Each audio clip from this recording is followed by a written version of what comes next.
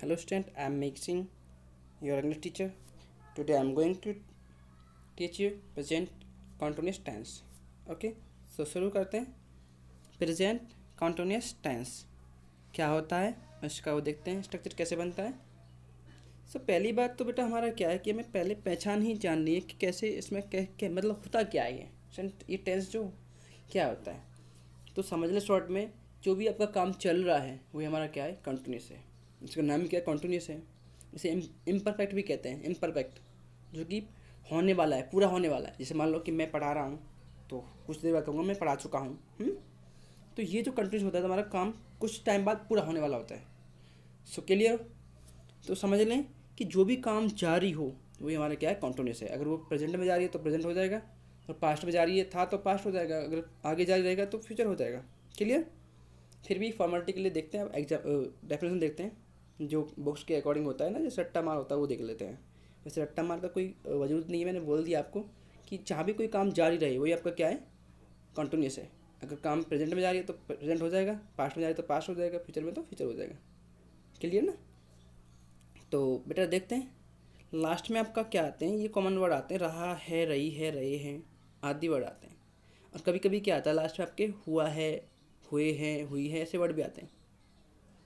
लेकिन हमें देखना पड़ता है कि कोई जो कार्य है चल रहा है, ये पूरा हो गया, ये सब देखना पड़ता है. अगर चल रहा है तो वो कॉन्टिन्यूस होता है आपका. ओके.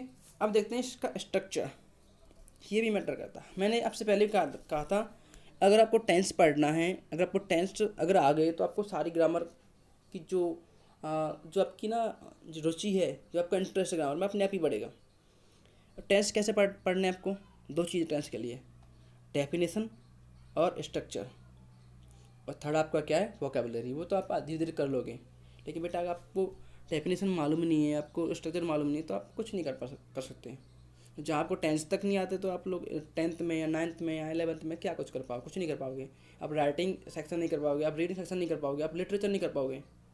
क्योंकि जो पूरा जो इंग्लिश है वो जो आपका ग्रामर के अनुसार घूमता है.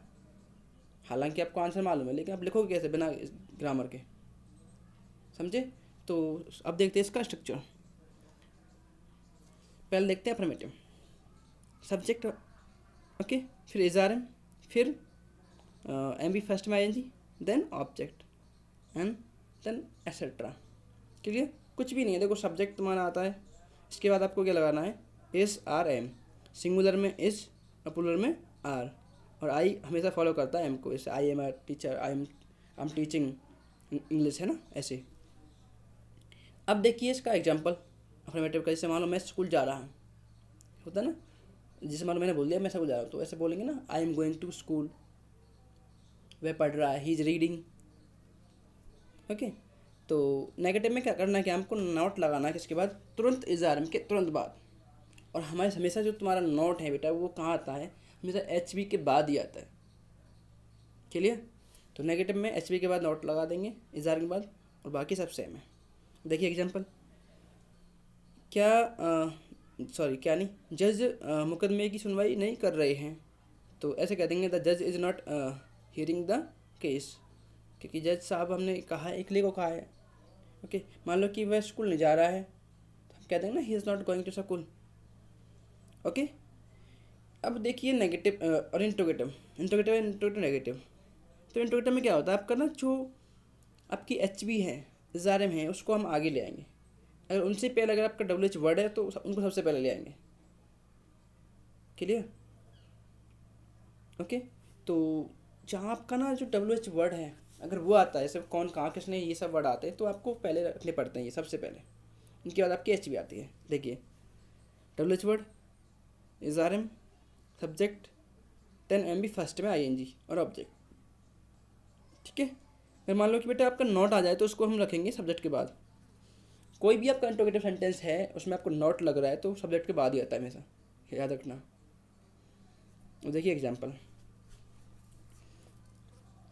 तुम किससे बात कर रहे हो, whom आर यू टॉकिंग. और मान लो मैंने बोल दिया कि क्या तुम हिंदी पढ़ा रहे हो, is are you teaching Hindi, ऐसा होता है ना. तो ये हमारा हो गया था, ये हो गया हमारा प्रेजेंट कॉन्टिन्यूस टेंस. अभी भी कोई डाउट मन में बेटा तो पूछिएगा. Okay, thank you.